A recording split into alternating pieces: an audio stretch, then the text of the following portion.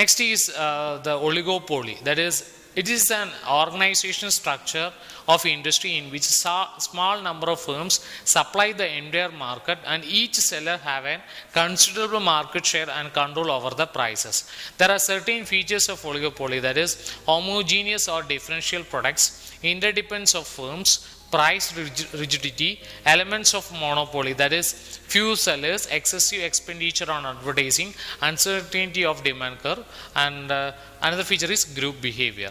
Next is certain models of oligopoly, that is it is divided into two categories, that is non-collusive model of oligopoly as well as collusive model of oligopoly. What do you mean by non-collusive model of oligopoly means? That is come under the two sections, that is Chamberlain model of oligopoly as well as Squeeze-King demand curve model of oligopoly. Then coming into collusive model of oligopoly, it is again divided into two, that is cartels under oligopoly as well as price leadership model of oligopoly. So first let's see what is Chamberlain model of oligopoly means. That is, it is developed by the own model of oligopoly by assuming interdependence between the competitors. That is, it's argued that the firms does not act independently. The seller can move consisting of both indirect as well as direct effect.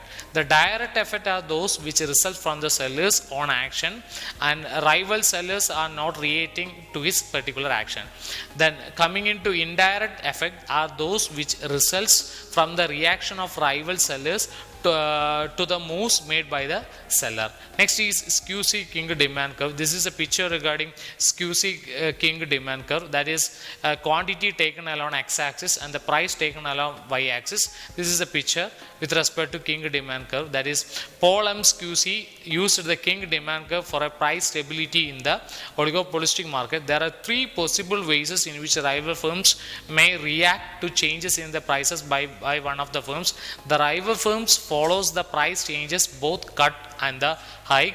The rival firm do not follow the price changes, and the rival firms do not react price hikes, but they do follow the price cutting. And there is, let P represent the equilibrium price quantity. Then there are two conditions, that is if oligopolist increases prices and the rivals do not follow him, he loses a part of his market to a rivals. Then forced down from demand curve to DP to capital DP.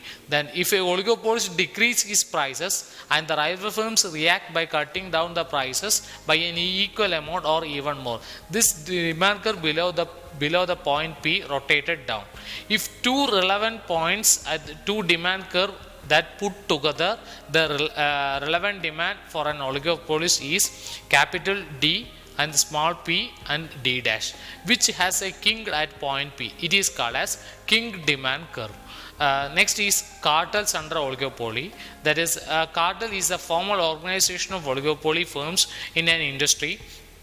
A general purpose of cartel is to centralize certain managerial decision and the function of individual firms in which industry can view of promoting common benefits. Cartels may be formed of open coalition as well as secret coalitions. There are two typical services of certain central importance are fixing prices of joint maximization of industrial profit and market sharing between its members.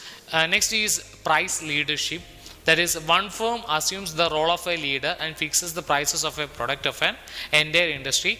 The price leadership can be seen when most of all the firms in an industry decide their product of prices fixed by among them. The other firms in the industry follow that particular prices. These prices follows simply accept the price fixed by the price leader and adjust their output to the prices. Price leader may be the biggest firms in the industry, or it may be the firms with the lowest cost of production. There are various types of price leader, that is price leadership of dominant firm, parametric price leadership and aggressive price leadership.